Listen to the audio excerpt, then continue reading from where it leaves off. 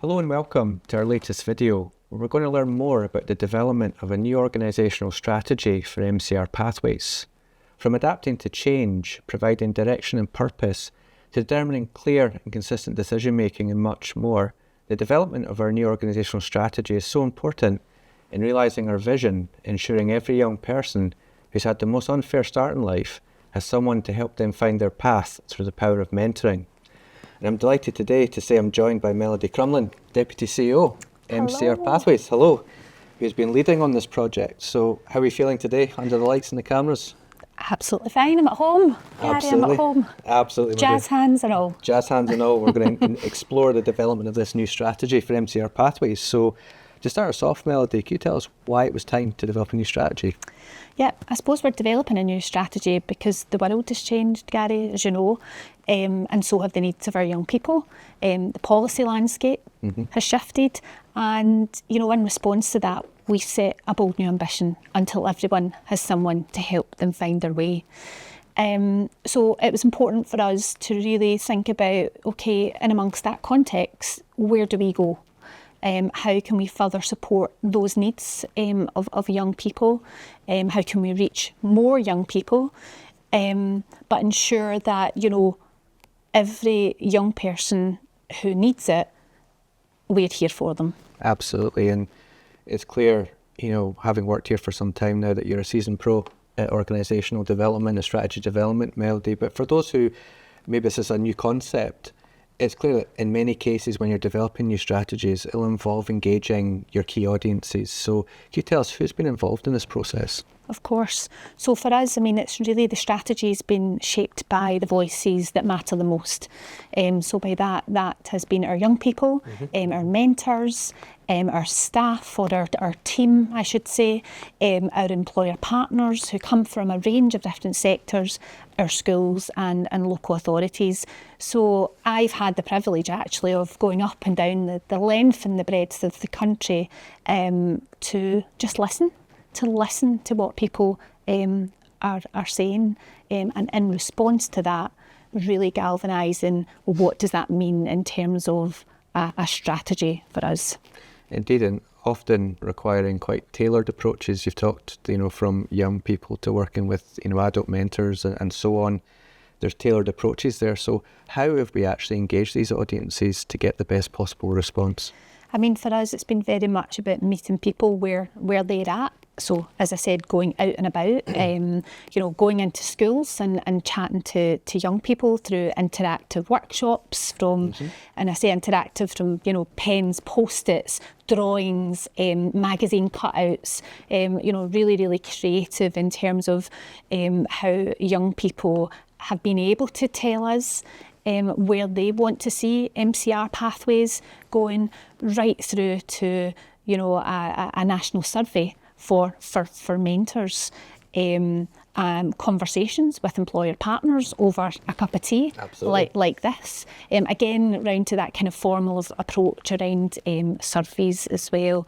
And in terms of our staff, we have quite a big team out there. So to galvanise them, it's been very much around conversations. It's been around team meetings, and it's been around, again, a survey response. Fantastic, and I hope there was sort of chocolate digestives involved in those chats with a cup of tea, no? Always. Absolutely. Always. First and always foremost. Bring the goodies, the bitties, the tea, the coffee, the juice. The essential of organisational strategy development. Absolutely. And was there any highlights for you? Probably for me, it was being there with young people, just, being side by side with the young people and actually their mentors. And what was really lovely about that was the way we delivered, myself and Caroline Maddox delivered the workshops, supported by a number of MCR colleagues. I took more of the role around listening to mentors. She initially took more of the role around young people, and then we brought the young people and mentors together. And it just, you bring a mentor and a young person together, the spark, it's just amazing.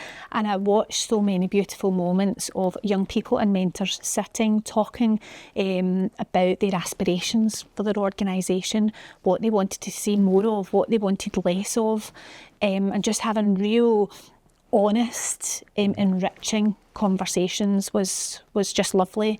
In fact, when I was through in Edinburgh, at one of the schools, I watched a young man and his mentor, they were fairly new in their relationship.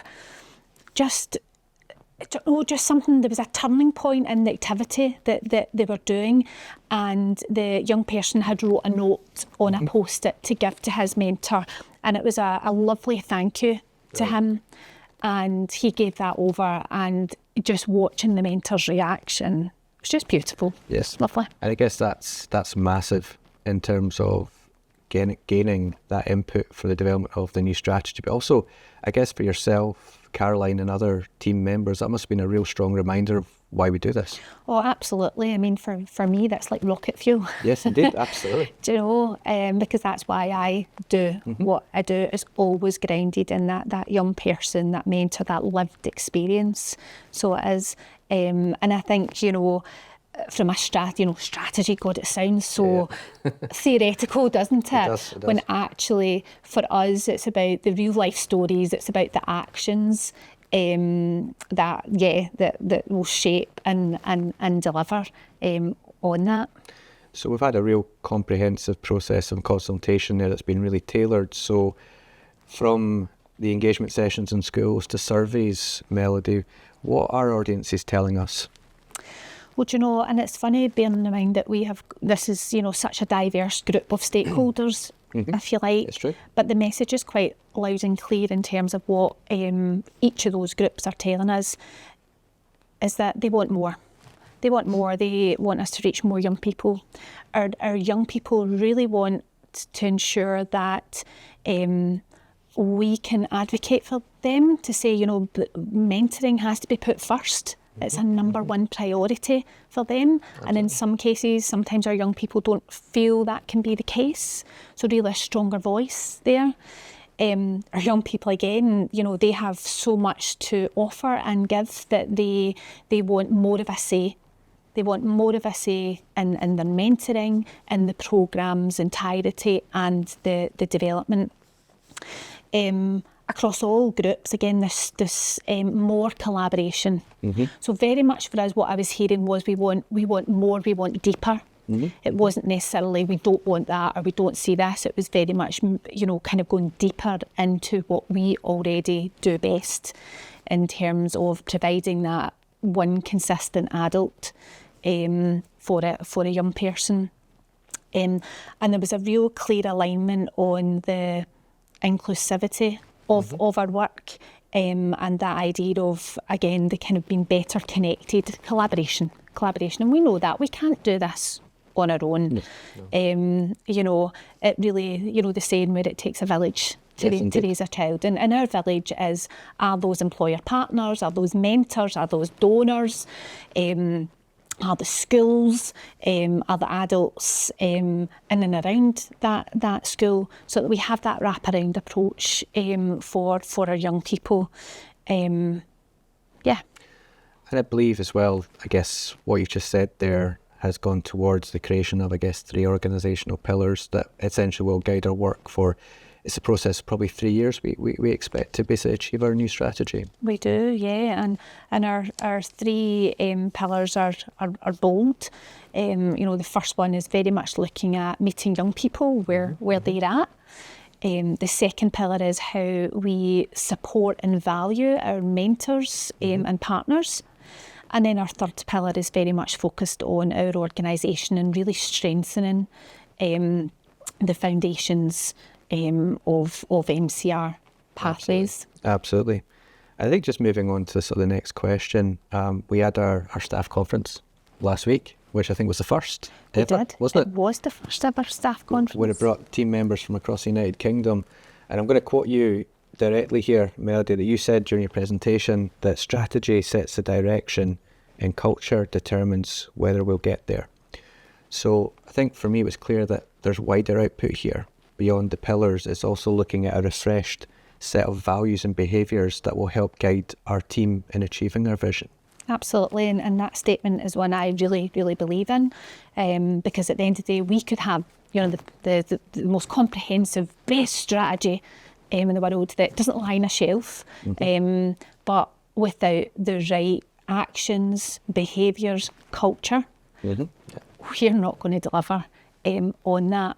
And alongside the strategy work, we have been led by two of our other colleagues, Caroline and Alice, have been looking at that culture and working with the collective and shaping the values that we see as, as a group or as a team that we want to see to drive forward this strategy. And it must have been really encouraging for yourself delivering that presentation last week, that the reception, there was so much energy, there was real passion, and there was a real commitment to achieving that new vision, wasn't there? Yeah, oh God, do you know, it was funny at points where, you're trying to kind of get people's attention, but the noise levels, which I always think that, to me, that's a great signal. Indeed that was people who were enthusiastic, who, were sparking connection and conversation with colleagues, who were curious, who had something to bring to the table, it was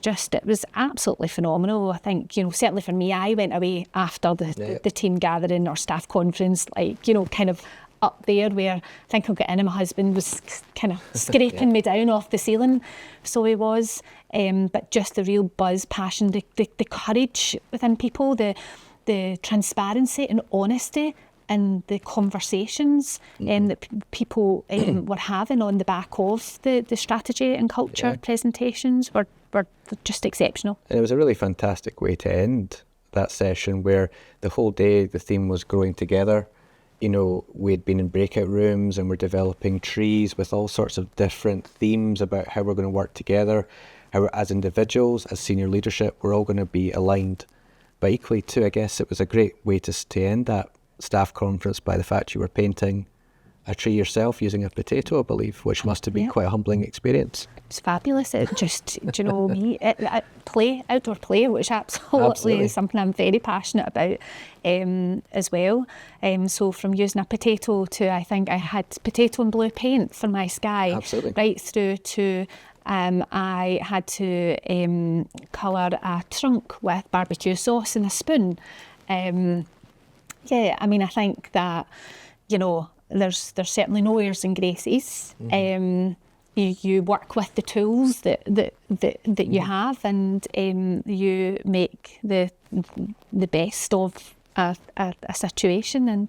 And I absolutely loved it, and credit to the organising team who pulled that together, because both Sharon and I had no idea what this conversation was going to entail, and certainly what this activity was going to entail. But it was a great way to, again, I suppose, kind of bring the day together at that end, have more human conversations. Indeed, basically. Indeed. It was a fantastic way to conclude. So, having completed most of our consultation work, Melodie, so when can we expect to launch our new strategy? Yeah, well, we're really excited to launch the strategy in the autumn. It's going to mark a real fresh new chapter for the organisation, one that I feel, and I think we collectively feel, has been shaped by the diverse range of people and voices. It's been shaped by insight, collaboration, and really, I think, gives us that renewed commitment to what we're trying to address as an organisation for our young people and our mentors. Brilliant stuff. And in basically achieving our new vision, which is to be there for every young person who's had the most unfair start in life, to help them find their path through that power of mentoring, what is our promise to young people through this strategy? I mean, really, it's about being there wherever they are, be it in their community, be it in their school, but also where they're starting from in that journey. So where they are emotionally within that journey, we will be there, and we are committing to reaching more mentors so that we can reach more young people, and providing that space, that time, the tools and resources needed, so that every young person has someone to help them find their way. Fantastic. And just finally, there may be young people listening to this, there may be prospective adult mentors. partners, supporters through fundraising who may all wish to get involved in helping us realise our new strategy. So where can they find out information at the moment? On our website. On our website? www.mcrpathways.org. Just straight on, we'd absolutely love to hear from any young person, any school, any potential mentor. You can visit our website to learn more, and that will take you through to the relevant team member. Yeah, and fantastic. And we'll also put the link in the chat on this video on YouTube as well. So a quick and easy way to find our website. So all that's left to do is really thank you, Melodie, for being part of this and talking us through our strategy. No, you're welcome. And just going back to that last question about, yes, find us on our website. I think I just want to also say that, this is not just about being part of MCR Pathways. This is about a movement. It's a movement for change with and for young people. And I would say for anyone that is passionate or thinking, I really want to make a difference in and around my community, in the lives of young people, then reach out to us, because we'd be absolutely delighted to hear from you. Brilliant stuff. So once again, thank you so much. You're welcome.